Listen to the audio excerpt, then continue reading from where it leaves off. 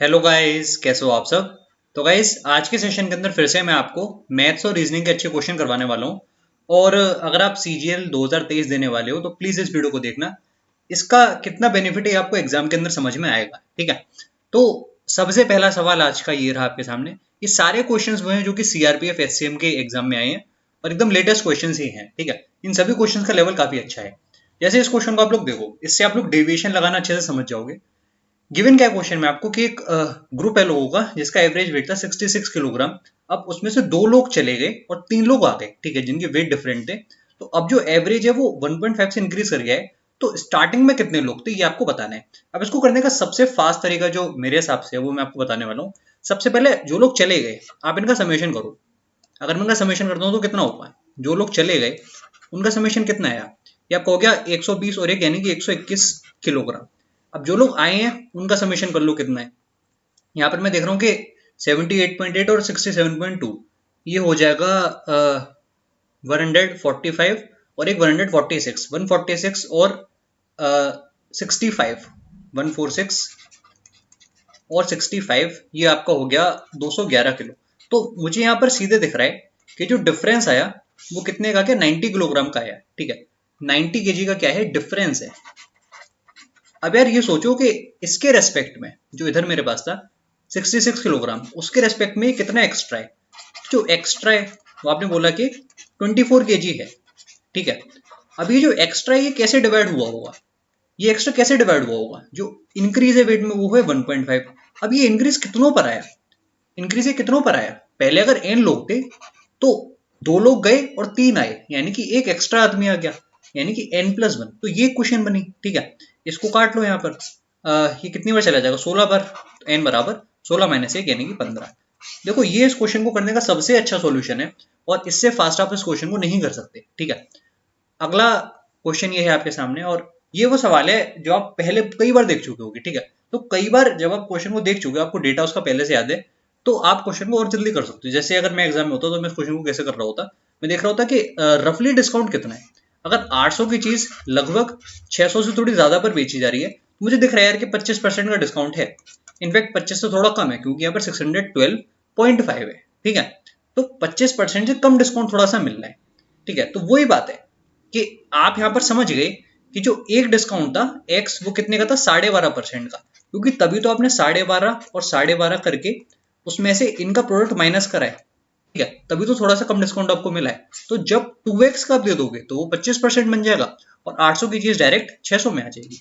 ठीक है। तो ऐसे भी करके आप एस्टिमेट लगाकर भी आंसर कर सकते हो। एक और तरीका था इसका कि आप 800 और यहाँ पर लिखते 612.5, फिर आप देखते कि किस चीज के स्क्वायर है। ठीक है, वैसे भी आप कर सकते थे। वो पूरी तरीके से आपके ऊपर है यार। ठीक है, पर इतनी समझ आप में भी होनी चाहिए कि आपको देख के आइडिया लग जाए। अब इस क्वेश्चन को देखो, ये क्वेश्चन मुझे अभी तक का सबसे बेस्ट क्वेश्चन लगा और सच में मैं जब इस क्वेश्चन को कर रहा था मुझे लग रहा था पता नहीं गलत है कि क्या है, पर ये मेरे से भी बहुत टाइम में हुआ था। ठीक है। तो इस टाइप के क्वेश्चन होते हैं जो आप स्किप कर सकते हो क्योंकि इनमें समय लगेगा। जैसे अगर मैं कैलकुलेटर लेके बैठा हूं फिर भी मैं आपको बताता हूँ कि क्या प्रोसीजर इसका है। क्वेश्चन में गिवन क्या है बेसिकली कि एक आइटम है जिसकी कॉस्ट थी 12,500 रुपए, उसको हमने 10% के फायदे पर बेच दिया। तो पहला स्टेप तो यही हो गया इस क्वेश्चन में कि हमको 12500 इंटू 11/10 करना पड़ेगा। तो ये हो गया इसका नया कॉस्ट प्राइस। सही कह रहा हूं मैं, ये इसका नया कॉस्ट प्राइस हो गया। अब फिर क्या हुआ कि इसको 5.5% के प्रॉफिट पर आगे बेचा गया, तो फिर से थोड़ा सा इंक्रीमेंट होगा। ठीक है, इसको मैं लिख सकता हूं 105.5 डिवाइड बाय 100, इतना अब हो गया। ठीक है, पर अभी क्वेश्चन खत्म नहीं हुआ। अगर यहां तक की बात होती तो कोई भी कर लेता। पर अब क्या हो रहा है कि ये जो नया कॉस्ट प्राइस बना है इस पर जो शॉपकीपर है उसने इतने हायर पर इसे मार्क कर दिया, यानी कि प्लस का 2393.75। ठीक है, तो ये बन गया इफेक्टिवली नया कॉस्ट प्राइस। ठीक है, और इस पर फिर 10% का डिस्काउंट दिया है शॉपकीपर ने, तो शॉपकीपर का प्रॉफिट कितना हुआ। ये चीज आपको क्लियर हुई यार कि कैसे करेंगे हम लोग इस सवाल को। तो स्टेप बेसिकली क्या है इसमें कि इतनी कैलकुलेशन है इसमें। ठीक है, और एक्चुअली जब आप ये करोगे तभी आपको समझ में आएगा कि इसका आंसर क्या है। जैसे इतना हिस्सा जब आप सॉल्व कर रहे होगे ना, ये पूरा पार्ट जो मैंने लिखा है इसकी वैल्यू पता है क्या आएगी, इस पार्ट की वैल्यू आपके पास आएगी 16900। ये सॉल्व करने पर आपके पास आएगा, तो बिना सॉल्व करे डायरेक्ट नहीं आ सकता। ठीक है, अब इस पर अगर 10% डिस्काउंट दिया है तो जो डिस्काउंट दिया गया वो कितने का हुआ, वो जो डिस्काउंट आपका हुआ वो हुआ 1690 का, और ये चीज हवा में नहीं आएगी, आप जब कैलकुलेट करोगे तभी आएगी। ठीक है, मैंने तो कैलकुलेटर से कर दी, और एग्जाम के अंदर ये शायद आपको हो सकता है कि खुद से करना पड़ जाए। तो ये आपका डिस्काउंट आ गया। अब जो मार्कअप था वो कितना था, मार्कअप आपका था 2393.75, तो उसमें से आपको इसे हटाना है 2393.75 में से जब आप इस डिस्काउंट को माइनस कर दोगे 1690 को, तब आपका आएगा करेक्ट आंसर। ठीक है, तो यार खुद ही आप लोग देखो कि कैसे क्वेश्चन एग्जाम में आ रहे हैं। ठीक है, तो बिल्कुल ये फ्यूचर में भी आ सकते हैं, और मैं उम्मीद करता हूं कि अगर आपके पास समय बचेगा तो आप इस क्वेश्चन को भी एग्जाम में कर लोगे। ठीक है, आगे बढ़ता हूं मैं अगले क्वेश्चन की तरफ। इस सवाल को देखो, रेशियो का अच्छा क्वेश्चन मुझे लगा काफी। जैसे L plus M plus N given है, और यहाँ पर L is two M plus N है, और यहाँ पर N is two L plus M. तो पहला टारगेट तो यार यही है कि दोनों को इक्वल बनाना पड़ेगा, वरना क्वेश्चन नहीं होने वाला। जैसे यहाँ पर 5 और 3 है, 5 और 13 है यानी कि 18, और यहाँ पर 4 और 7 है यानी कि 11। तो इनको सेम बनाने के लिए हमें क्या करना पड़ेगा कि इसको तो 11 से मल्टीप्लाई करना है और इसको 18 से मल्टीप्लाई करना है। ये स्टेप आपको क्लियर हुआ। अब आप ये देखो कि ये जो टोटल है 18 इंटू 11, इसकी वैल्यू क्वेश्चन के हिसाब से क्या है, इसकी वैल्यू क्वेश्चन के हिसाब से है 2772। तो यहाँ से 1 की वैल्यू पहले निकालनी पड़ेगी। 11 से इसको काट लो, कितनी बार जाएगा, पहले गया 2 बार, उसके बाद 5 7 तो गया 5 बार, फिर 2 बार गया। 18 से इसको काट लो तो कितनी बार चला जाएगा, 1 बार और फिर 4 बार। तो 1 की वैल्यू आपके पास कितनी आई है, 1 की वैल्यू आपके पास 14 आई है। यहाँ तक सब कुछ आपको क्लियर है। अब 1 की वैल्यू 14 निकाल ली, मुझे क्या निकालना है कि m क्या होगा। ठीक है, तो आप ये कैसे निकालोगे, जैसे आप ये देखो कि L जो होता है वो कितना हो गया, 5 इंटू 11 यानी कि 55। तो L जो होता वो था 55 यूनिट, और यहाँ देखो L प्लस एम कितना था, 7 इंटू 18 जो कि होगा 126, है ना। तो इसका जो डिफरेंस है, ये अगर L प्लस एम है तो m कितना आ जाएगा, इनका डिफरेंस जो कि कितना है, जो कि आपके पास है 71, अगर मैं सही बोल रहा हूँ तो, है ना। तो 71 इंटू 14 ये होगा आपका करेक्ट आंसर, 71 इंटू 14, क्योंकि ये आपकी m की वैल्यू आ गई। एक की वैल्यू आई थी 14 और m आया आपका 71 यूनिट, तो 71 इंटू 14 ये होगा करेक्ट आंसर, क्योंकि 994, this is the value of m। तो यार ये भी अच्छा क्वेश्चन है, और सारे ही क्वेश्चन आप देख रहे हो कि कैलकुलेटिव हैं। ठीक है, अब इस सवाल को देखो, ये सेम वो टाइप है जो आईसीएआर असिस्टेंट में भी आया था, और तब भी मैंने इस तरह के क्वेश्चन काफी करवाए थे। बोला था कि आगे चल के भी आ सकते हैं, और देखो अभी आपके सामने ये है। ठीक है, क्योंकि इस क्वेश्चन को करने में टाइम लगता है, आप खुद ही देखना। जैसे पहले क्या गिवन है कि 3 पेन और 2 पेंसिल की कॉस्ट है 102 रुपए, तो आपने लिखा 3x प्लस 2y जो है वो है 102। इसके बाद क्या गिवन है, इसके बाद आपको गिवन है कि अगर पेन की कॉस्ट में रिड्यूस कर दी 2.5 रुपए से, और पेंसिल की कॉस्ट अगर बढ़ा दी 1.5 रुपए से, यानी कि x डिक्रीज हो गया 2.5 से और y इंक्रीज हो गया 1.5 से, तब जो 4 पेन और 3 पेंसिल है उनकी कॉस्ट है 132 रुपए। ठीक है, तो अब मैं क्या लिखूंगा, अब मैं लिखूंगा 4 टाइम्स x माइनस 2.5, एक तो ये लिखा, फिर लिखा प्लस 3 टाइम्स y प्लस 1.5। इसकी वैल्यू कितनी आई, इसकी वैल्यू आपके पास आ गई 132। यहां से ये दो इक्वेशन आपको सॉल्व करनी पड़ेंगी, अल्टीमेट बात यही है। ठीक है, तो 4x प्लस 3y जो है वो कितना हो गया 132, और इसमें 5.5 जोड़ना पड़ेगा यानी कि 137.5। ठीक है, अब सिंप्लीफाई कैसे करोगे बताओ। जैसे यहाँ पर मैं y को सेम बना रहा हूँ, y को सेम कैसे बनाऊंगा, अगर मैं इसको इंटू 3 कर लेता हूँ और इसको इंटू 2 कर लेता हूँ और फिर इनको माइनस कर दूं, तब सब हो जाएगा। सही कह रहा हूँ, 9x माइनस 8x यानी कि केवल x आया, ये किसके बराबर है 306 माइनस 275, जो कि हो जाएगा 31। x की क्या वैल्यू आई, अच्छा फिर y की क्या वैल्यू आएगी, यहाँ से देख लो, यहाँ से जो 2y है आपका वो कितना आ गया 102 माइनस 93 यानी कि 9। यहाँ पर क्या बताना है, 4 पेंसिल यानी कि 4y कितना हुआ, 4y आपका हो गया 18।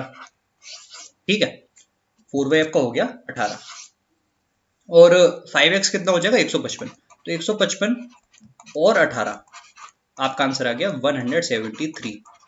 तो यार ये वो सवाल हैं जो मैं चाहता हूं कि आप कर लो, क्योंकि अगर ये एक बार टीसीएस पूछ चुका है तो मेंस में भी डेफिनेटली आ सकता है। ठीक है, मुझे उम्मीद है कि सॉल्यूशन आपको समझ में आया होगा। ठीक है, अब इस क्वेश्चन में भी बहुत लोगों को डाउट था, मैं अलग अलग टेलीग्राम चैनल्स और ग्रुप पे देख रहा था कि लोगों को इस पर डाउट आ रहा था। अच्छा क्वेश्चन लगा मुझे ये काफी, और आप इसमें फंस सकते हो। अगर आप ये सोचो कि h अगर 8 है तो 8 से 2 कैसे आएगा, या फिर कुछ और तरीके से कोडिंग हो रही है, तो आप फंस सकते हो। पर अगर आप केवल इसमें अरेंजमेंट देखो, आप ये देखो कि इनकी जो पोजीशन है उसको ही तो अरेंज करके लिख दिया गया है। जैसे जो आपका g है वो सबसे पहले आता, ठीक है, अल्फाबेट सीरीज में, तो g को हमने 1 दे दिया। एच सेकंड पे था तो उसको हमने 2 दे दिया। तो बेसिकली क्या हो रहा है कि जो भी उनकी रेस्पेक्टिव पोजीशन है अमंग देमसेल्फ, ठीक है, उसी को तो लिख दिया गया है उसी ऑर्डर में, ठीक है। तो सेफ्टी में आप ये बताओ कि सबसे पहले ए आना चाहिए, ठीक है, तो ए की जगह हम लिखेंगे 1, क्योंकि ए सबसे छोटा है तो ए की जगह आएगा 1।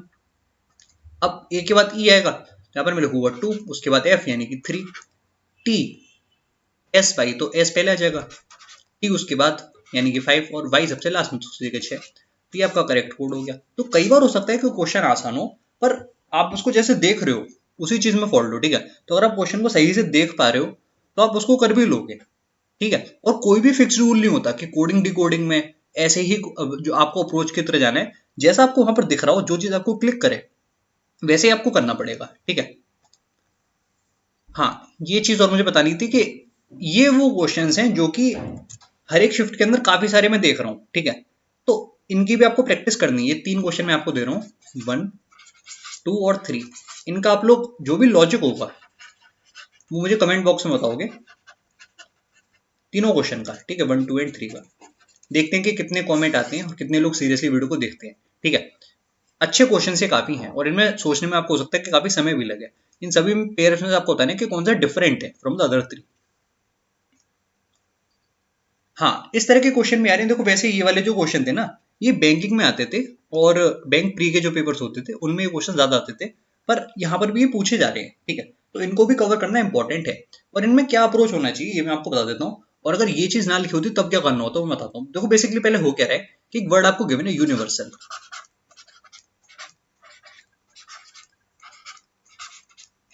और हम लोग फॉरवर्ड डायरेक्शन में जा रहे हैं केवल, ठीक है।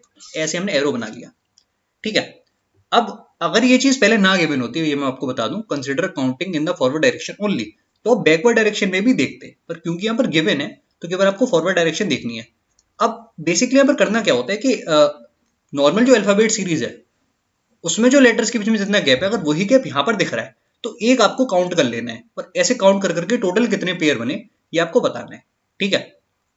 तो उसके लिए आप क्या करोगे, देखो अच्छा तरीका ये कि आप यहां से स्टार्ट करो और एंड तक जाओ, ठीक है।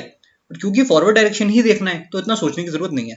एक बार फिर भी आंसर डबल चेक करने के लिए, ताकि गलत ना हो जाए, इतना सिंपल क्वेश्चन आप यहाँ पर नंबरिंग कर लिया करो, ठीक है। 21, 14, 9, 22, 5, 18, 19, 1 और ये 12, ठीक है। फॉरवर्ड डायरेक्शन जाना है। अब फॉरवर्ड डायरेक्शन जाने का मतलब ये कि आप इसको पहले इससे चेक करोगे, फिर यू को इससे चेक करोगे, फिर यू को वी से चेक करोगे, फिर इसको इससे चेक करोगे, ठीक है। तो कई बार तो आपको वैसे ही आइडिया लग जाएगा कि इतना गैप है तो नहीं होगा, ठीक है। पर फिर भी अगर नहीं लग रहा हो तो आप नंबर से कंफर्म कर सकते हो। जैसे मुझे दिख रहा है कि यूएन में तो कुछ हो ही नहीं सकता, इनमें गैप बहुत ज्यादा है, ठीक है। यू आई का भी जो नॉर्मल अल्फाबेट सीरीज होती है उससे काफी कम गैप है, क्योंकि 9 और 21, और कहाँ है पर गैप केवल एक का, ठीक है। 21/22 ये भी नहीं है। तो ऐसे करके आप रफ आइडिया लगा सकते हो। जैसे यहाँ पर आपको देखा 21-18, तो इनके बीच में 2 आने चाहिए थे, 19 और 20, पर यहाँ पर 4 है, ठीक है। तो इस तरह से आप देख रहे हो कि यू का तो किसी के संग भी नहीं बनेगा, इसका मतलब यू को आपने कर दिया क्रॉस। ये चीज आपको क्लियर हुई कि हमने इसे क्रॉस क्यों करा, ठीक है।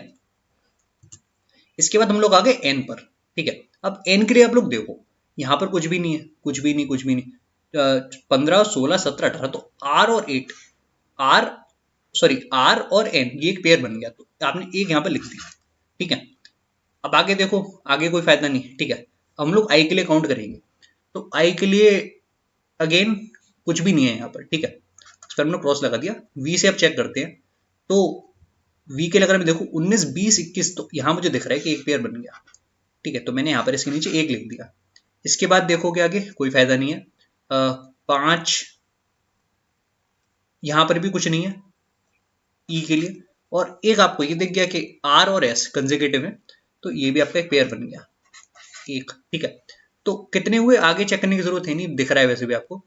1, 19, 12 में कोई रिलेशन आपस में है नहीं, ठीक है। तो एक एक एक यानी कि 3 पेयर आपके इधर बने, ठीक है। देखो इस टाइप के क्वेश्चन अगर आपको सॉल्यूशन नहीं समझ में आने तो आप एक बार ऐसे क्वेश्चन प्रैक्टिस कर लेना, ठीक है। क्योंकि अब अगर ये आ चुका है तो फ्यूचर में भी जरूर आ सकता है। इस टाइप के क्वेश्चन भी आ सकते हैं इसी फॉर्मेट में, और मैं चाहता हूं कि ऐसे क्वेश्चन आप लोग गलत ना करो, ठीक है। इनमें केवल पढ़ने में जो समय लग रहा है वो लग रहा है, इनमें ज्यादा दिमाग खुद से नहीं लगाना है कुछ भी। जैसे क्या गिवन है आपको इसमें कि बहुत सारे आपको अल्फाबेट्स गिवन है, ठीक है, पूरी सीरीज गिवन है ए से लेकर जेड तक की। अब फिर उन लोगों ने बोल दिया आपसे कि फर्स्ट सेकंड को हमने आपस में स्वैप कर दिया, थर्ड फोर्थ को स्वैप कर दिया, ऐसे कर करके लास्ट तक हमने उनको स्वैप कर दिया। फिर हमको ये बताना है which letter is fifth the right of the letter which is 18th from the left end, ठीक है। तो पहले आप मुझे ये बताओ कि normally 18th from the left end कौन सा लेटर होता है। अगर ए से आप स्टार्ट करो तो 18th पोजीशन पर कौन आता है, 18th पोजीशन पर आता है आर, ठीक है। पर क्या अब आर 18th पर होगा? आप ये भी तो सोचो कि जो आर है 18th पर है वो 17th पर यानी कि जो क्यू होता है क्या उसके संग स्वैप नहीं हो गया होगा? स्वैप हो गया होगा। तो स्वैप होने के बाद पहले उन्होंने क्या करा, पहले उन्होंने स्वैप कर दिया, तो यानी कि अब जो क्यू है वो आपका आ चुका है 18th पोजीशन पर। ये चीज आपको क्लियर हुई, ठीक है। अब क्यू से आपको बताना है कि फिफ्थ राइट पर कौन होगा। ये चीज आपको समझ में आ रही होगी मुझे उम्मीद है, ठीक है। तो क्यू के बाद अगला आया 19th, फिर 20th, 21st, 22nd और फिर आ गया 23rd, ठीक है। ये वो होगा जो फिफ्थ पोजीशन पर है। अब नॉर्मली क्या होगा कि आप आंसर टिक कर दोगे डब्ल्यू, पर डब्ल्यू गलत हो जाएगा। क्यों गलत होगा? क्योंकि डब्ल्यू और एक्स भी तो आपस में स्वैप हुए होंगे, तो वो स्वैप होकर एक्स जो होगा वो एक्चुअल में आ गया होगा 23rd पर। इसीलिए इस क्वेश्चन का करेक्ट आंसर क्या है, एक्स है, ठीक है। अगला सवाल आपके सामने ये रहा, और जो लोग बोलते हैं कि क्वेश्चन हिंदी में भी लाया करो, तो ये है वो सवाल हिंदी में, आप लोग यहाँ से पढ़ के इसको सॉल्व कर सकते हो। फिलहाल देखो स्पेस थोड़ा कम पड़ जाएगा इसलिए साथ में आपको नहीं दिखा सकता मैं, तो मैं यहीं पर इसको सॉल्व कर देता हूँ। एक सिनेमा हॉल में आपको गिवन है कि कुछ लोग गए हैं, कितने लोग हैं ये तो हमको बताना ही है, ठीक है।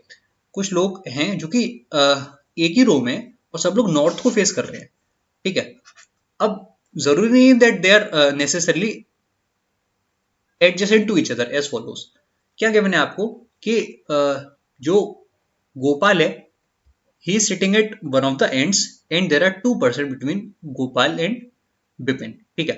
तो इसको मैं कैसे शो कर सकता हूँ? अगर ये किसी एक एंड पर है तो मान लेता हूँ कि यहाँ पर है वो, अगर गलत होगा तो हम बाद में उसको चेंज कर लेंगे। और इसके बीच में कितने लोग हैं? 2 लोग हैं बीच में, तो एक एक और यहाँ पर है बिपिन। देखते हैं कि क्वेश्चन में आगे क्या गिवन है। फिर गिवन है that Gagandeep is sitting in the exact middle of the row, तो एकदम बीच में, ठीक है, ऐसे मैंने शो कर दिया। फिर गिवन है that Furqan is third to the left of Bipin. अब इस चीज से आपको क्या समझ में आया, third to the left of Bipin? अब आप मुझे ये बताओ कि क्या जो मैंने यहाँ पर चीज शो करी है उसमें थर्ड लेफ्ट ऑफ बिपिन में ये पर्सन आ सकता है इसका नाम फुरकान है? बिल्कुल नहीं आ सकता, क्योंकि वो तो पहले से ही एक गोपाल नाम के पर्सन को दे रखी है। तो मतलब ये जो हमने अजम्पशन लिया था कि ये लेफ्ट एंड में है, ये अजम्पशन पूरा गलत है। इसका मतलब मैं वापस आऊंगा और मैं क्या करूंगा, मैं इस पर्सन को जिसका नाम गोपाल था उसको मैं राइट एंड पर प्लेस करूंगा। फिर मैं उसके बाद 2% का गैप देकर 1 2 2% का गैप देकर यहाँ पर प्लेस करूंगा बिपिन को। और अब मैं क्या कर सकता हूँ कि बिपिन के थर्ड लेफ्ट में 1 2 गैप करके यहाँ पर 1% ये था, एक ये था, यहाँ पर मैं प्लेस कर सकता हूँ किसको? फुरकान को, ठीक है, जिसको मैं एफ से शो कर रहा हूँ। यहाँ तक के स्टेप आपको समझ में है कि क्यों मैंने उसको वहां पर नहीं लिया, ठीक है। अब क्या गिवन है that Ajay is sitting at one of the extreme ends of the row, तो अजय अब यहाँ पर हो गया, ठीक है, ऑब्वियस सी बात है। अजय और दीपा के बीच में 5 लोग हैं, तो 1 2 3 4 5, 1 2 3 4 5, तो इधर जो पर्सन आएगा वो कौन हुआ? गिन लेता हूँ मैं एक बार, 1 2 3 4 5, ठीक है। और यहाँ पर कौन है? दीपा, इसको मैं डी से शो कर रहा हूँ। फिर क्या किया मैंने मुझको that Isha is sitting exactly in the middle of Ajay and Deepa, तो ऑब्वियस सी बात है कि ये जो पोजीशन है ये ईशा की है। फिर मुझे गिवन है that 2% are sitting between Deepa and Gagandeep, तो दीपा की पोजीशन ये है और गगदीप यहाँ पर है, यानी कि 2 लोग यहाँ पर हैं, इसको मैंने ऐसे शो कर लिया। Furqan is sitting exactly between Deepa and Gopal. अब ये चीज आप लोग समझो कि फुरकान जो है वो एग्जैक्टली बीच में है किसके? दीपा एंड गोपाल। तो गोपाल से वो कितनी दूर था ये आप मुझे बताओ। तो आपको दिख रहा है कि 1 2 3 4 5 लोग यहाँ पर थे, ठीक है। तो इधर भी कितने लोग होने चाहिए? 5 लोग होने चाहिए, ठीक है। तो 1 2 3 तो हो गए, 4 और 5, ऐसे करके मैंने इसको पूरा ड्रॉ कर लिया। यहां तक आपको समझ में आया? थोड़ा कॉम्प्लिकेटेड था, पर अगर आप ये समझ गए तो एग्जाम में जो भी चीज आएगी आप उसको डेफिनेटली कर लोगे। ठीक है, अब आपको ये बताना है कि दीपा और गोपाल के बीच में कितने लोग बैठे हैं। आराम से हम लोग उसको काउंट कर सकते हैं, इजिली काउंट करते हैं। 1 2 3 4 5 6 7 8 9 10 और 11। ठीक है, तो 11 लोग इनके बीच में थे। तो ये सच में बहुत अच्छा क्वेश्चन है, और ऐसे सवाल सीजीएल मेंस 2022 में भी आए थे। थोड़े से कम कॉम्प्लिकेटेड थे, पर फ्यूचर में जरूर आ सकते हैं। ठीक है, इसलिए इनकी प्रैक्टिस जरूरी है। आगे बढ़ते हैं हम लोग। ये तो हो ही गया।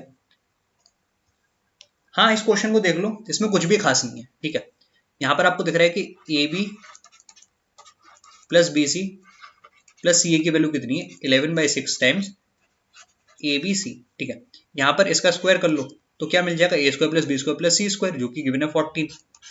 उसके साथ में एक एक्स्ट्रा चीज भी मिलती है, 2 times A B plus B C plus C है, इसकी जगह 11/6 ए बी सी, और ये किसके बराबर है, ए प्लस बी प्लस सी का होल स्क्वायर, जो कि 36 है। ठीक है, इसको सॉल्व कर लो, आंसर आपका आ जाएगा।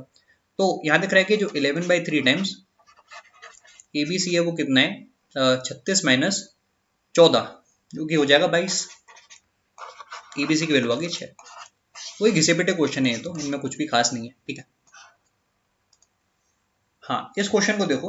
रेस के क्वेश्चन में लोगों को डाउट आता है, और ये मैंने अलग से भी करवाया है। आप लोग चैनल पर जाकर रेस की वीडियो देख सकते हो, वो अगर कर ली तो कभी दिक्कत नहीं आएगी रेस टॉपिक के अंदर। ठीक है, उसमें जो चीज समझाई गई है वो शायद कहीं और ना मिले। अब क्या गिवन है इसमें आपको, Satish gives Manoj a head start of 40 metre in a race of 700 meters. Satish runs at a speed of 9 kilometre per hour. ध्यान देना कि स्पीड गिवन है 9 किलोमीटर पर आवर में। ठीक है, if Satish managed to beat Manoj by 40 seconds, then find the ratio of speed of Satish and Manoj if they started the race at the same time. ठीक है, तो मैं question को ध्यान से समझता हूँ यार। ठीक है, कुछ भी ज्यादा भी क्लैरिटी नहीं हुई है। जैसे 700 मीटर की रेस है, सबसे पहले तो यही गिवन है। ठीक है, और जो सतीश है उसने मनोज को स्टार्ट दिया 40 मीटर का, तो ये है मनोज और ये है 40 मीटर्स। ठीक है, तो यार सबसे पहले आप मुझे बताओ कि सतीश कहाँ पर होगा, यहाँ पर होगा, ये सतीश है। ठीक है, अब ये मैं क्वेश्चन मुझे एजिस पहले से गिवन है यार, कि जो सतीश की स्पीड है वो 9 किलोमीटर पर आवर है, तो मैं उसको चेंज करने वाला हूँ मीटर पर सेकंड में। तो मैंने करा 9 इंटू 5/18, तो आपके पास आ गया 5/2 मीटर पर सेकंड। ठीक है, तो आप मुझे ये बताओ कि जो सतीश है उसको रेस पूरा करने में टाइम कितना लगेगा, 700/5/2। बिल्कुल, अब ये कितना हो गया कि आपके पास हो गया 140 इंटू 2, यानी कि 280 सेकंड इसको लगे। सिंपल सी बात है, 280 सेकंड्स में इसने रेस को पूरा कर लिया। पर जो दूसरा पर्सन था मनोज, उसने इतने टाइम में रेस को नहीं पूरा कर पाया। उसको कितना समय लगा, आपको यहाँ पर गिवन है कि जो सतीश है वो 40 सेकंड से जीत गया, यानी कि जो मनोज था उसको कितना समय लगा होगा, इससे 40 सेकंड ज्यादा। ठीक है, यानी कि 280 और 40, 320 सेकंड। ठीक है, और अब आपको क्या बताना है कि जो इनकी स्पीड है उसका रेशियो क्या है। तो स्पीड होती ही क्या है, डिस्टेंस अपॉन टाइम।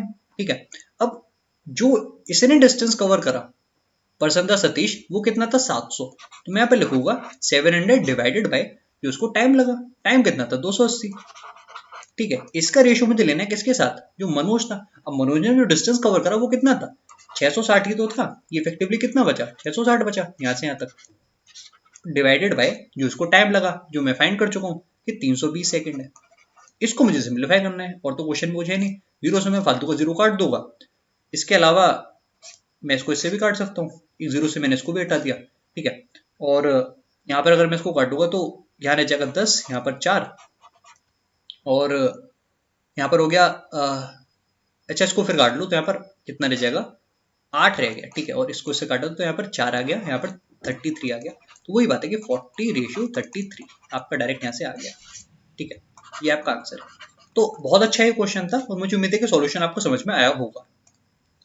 अब इस क्वेश्चन को देखो यार, ये क्वेश्चन जब मैं सॉल्व कर रहा था तो मैं समझ गया कि इसका जो बेस्ट तरीका है वो क्या हो सकता है, जिससे आप जल्दी इसको सॉल्व कर लो और आपको बिल्कुल समय भी ना लगे। ठीक है, और आपका आंसर भी सही हो, इसका मैं तरीका आपको बताने वाला हूँ। देखो ये क्वेश्चन कोई नया नहीं है, इसको फ्रेम करने का तरीका बस थोड़ा सा अलग है। देखो जब एक ऑडिटोरियम आपको गिवन है, उसमें कुछ लोगों को आपने बिठाया है, 8 के, 9 के, 11 के और 12 के रो में, तो हमेशा 3 लोग रहेंगे। ठीक है, तो इसका मतलब वही बात है कि जो परफेक्ट नंबर होगा वो क्या होगा, यहाँ पर मिल रहा हूँ 8 9 11 और 12 का एलसीएम, ठीक है, एक तो मुझे ये लेना है और इसमें मुझे सिंपली +3 कर देना है, सिंपल सी बात ये है। अब देखो 8 और 9 से आपका 12 बन जाएगा, तो डायरेक्ट आप लिखो 8 इंटू 9 इंटू 11 के +3। अब देखो जब हमने 15 बैठाए एक रो में तो सब लोग बैठ गए, इसका मतलब ये होगा कि जो भी ये नंबर है, ठीक है, जो भी ये नंबर है तो आपका 15 से डिवाइड होना चाहिए, यानी कि ये जो नंबर है ये 15 का मल्टीपल है। अब ध्यान से आप लोग देखो ये 15 का मल्टीपल कब हो सकता है, 3 का मल्टीपल तो ये हमेशा होगा।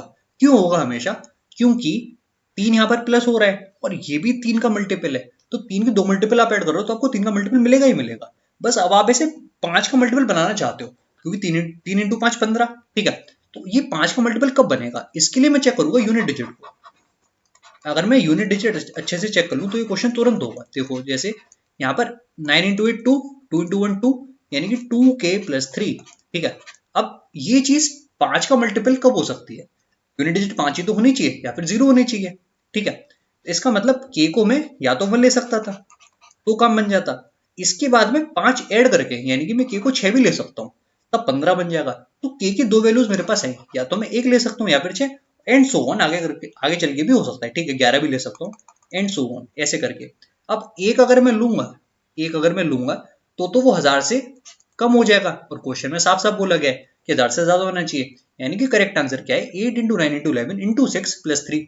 ये वैल्यू कितनी हुई बताओ मुझे, 72 इंटू 11 यानी कि 792 इंटू 6 मैंने करा यहाँ पर और मैंने +3 कर दिया।